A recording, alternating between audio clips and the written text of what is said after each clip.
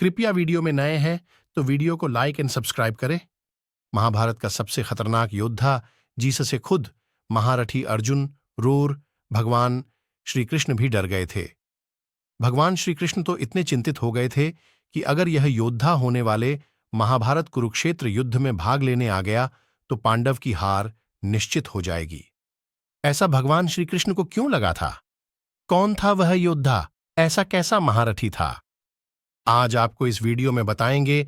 आप भी सोच में पड़ जाओगे कि अगर यह योद्धा आ गया तो वही खेल खेल में पांडव सेना का खात्मा कर देगा।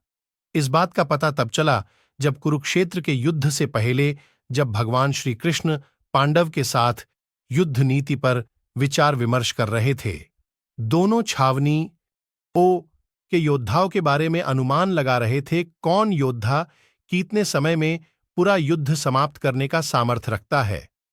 तब पितामह भीष्म के बारे में अनुमान लगाया कि वह 10 दिन में युद्ध समाप्त कर सकते हैं।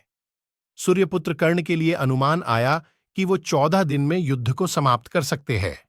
द्रोणाचार्य के लिए अनुमान आया कि वो 20 दिन में युद्ध को समाप्त कर सकते हैं और अर्जुन ने कहा वो 18 दिन में पूरा युद्ध समाप्त कर सकते हैं।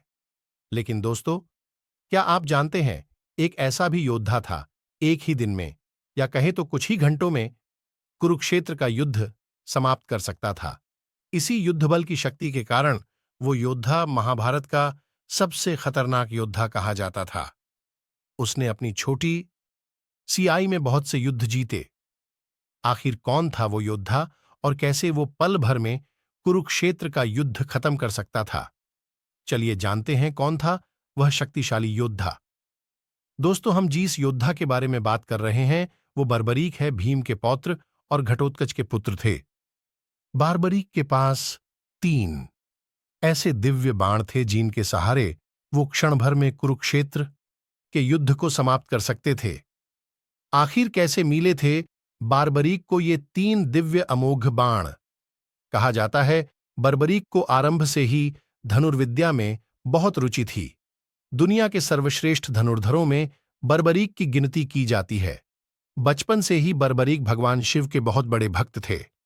बर्बरीक ने भगवान शिव जी की कठोर तपस्या की थी। बर्बरीक की भक्ति से पश्चात भगवान शिव ने उन्हें दर्शन दिए थे और बर्बरीक को भगवान शिव ने बर्बरीक की श्रेष्ठ धनुर्धार बनने की इच्छा जानकर ये वरदान में 3 बाण दिए और कहा कि वो अपने 3 बाणों से ही तीनों लोकों को जीत सकते हैं। भगवान शिव ने उन्हें इस वरदान के साथ 3 कभी खाली न जाने वाले अमोघ बाण भी दिए थे। इन तीनों बाणों को अपनी ही एक विशेषता थी। पहला बाण दुश्मनों को चिह्नित करता है जिन्हें वे नष्ट करना चाहते हों।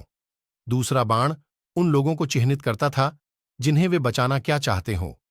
तीसरा बाण पहले वाले तीर से चिह्नित सभी योद्धा या चीजों को नष्ट कर देगा और अपने तुनीर में वापस लौट जाएगा।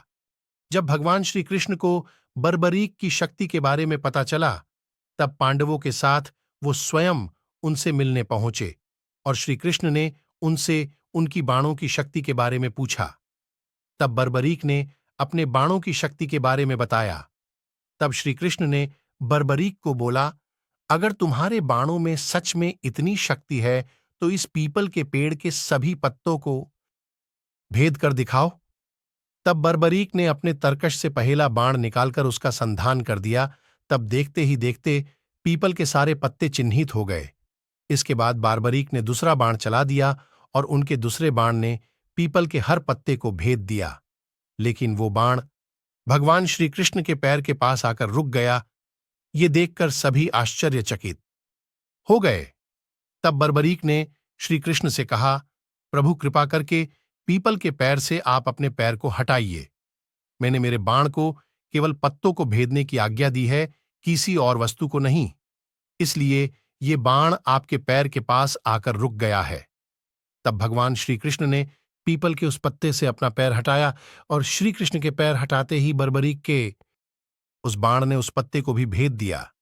इसके बाद बर्बरीक ने बताया कि वो हमेशा कमजोर पक्ष से ही युद्ध लड़ेगा, क्योंकि बर्बरीक को उनकी माता अहल्यावती ने सिखाया कि हमेशा कमजोर का ही साथ देना चाहिए। बर्बरीक की शक्ति को देखकर जब सभी पांडव आश्चर्यचकित हो गए थे, वहां भगवान श्री कृष्ण बहुत चिंता में पड़ गए थे, क्योंकि जब कौरव युद्ध हारने लगे तब बार्बरीक कौरव पक्ष से युद्ध लड़ने आएंगे और अपनी 3 बाणों से पांडवों का संहार कर देंगे। इसी बात से चिंतित होकर भगवान श्री कृष्ण ना चाहते हुए भी एक कठोर निर्णय लिया, क्योंकि उन्हें अधर्म का नाश करना था और धर्म को नए सिरे से स्थापना था। इसलिए भगवान श्री कृष्ण ने बर्बरीक को युद्ध से दूर रखने के लिए एक कठोर उपाय निकाला और अर्जुन के साथ भगवान श्री कृष्ण ब्राह्मण के वेश में बर्बरीक से मिलने पहुंचे। इसके बाद भगवान श्री कृष्ण ने दान में बार्बरीक का शीश ही मांग लिया। बर्बरीक महान धनुर्धर होने के साथ एक महान दानवीर भी थे, इसलिए बर्बरीक ने ब्राह्मण रूपी श्री कृष्ण को अपना शीश दान कर दिया। तब भगवान श्री कृष्ण ने बर्बरीक को अपने असली रूप में दर्शन दिया और उन्हें एक वर मांगने को कहा। तब बर्बरीक बोले कि वो कटे शीर के साथ ही संपूर्ण युद्ध देखना चाहते हैं। श्री कृष्ण ने उनकी इस इच्छा को पूर्ण किया और बर्बरीक का सर नजदीक के एक पहाड़ जी से खाटू कहा जाता था वहां स्थापित कर दिया। यहीं से बर्बरीक ने पूरे युद्ध को देखा। इसके बाद श्री कृष्ण ने बर्बरीक को एक वरदान दिया कि उनके इस महान दान के लिए कलियुग में खाटू श्याम के नाम से उनकी पूजा की जाएंगी। भगवान श्री कृष्ण के इस वरदान के अनुसार आज भी भारतवर्ष में खाटू श्याम की पूजा की जाती है। दोस्तों, आप क्या मानते हैं बर्बरीक के बारे में हमें जरूर बताएं। क्या बर्बरीक के साथ जो हुआ वह सही था?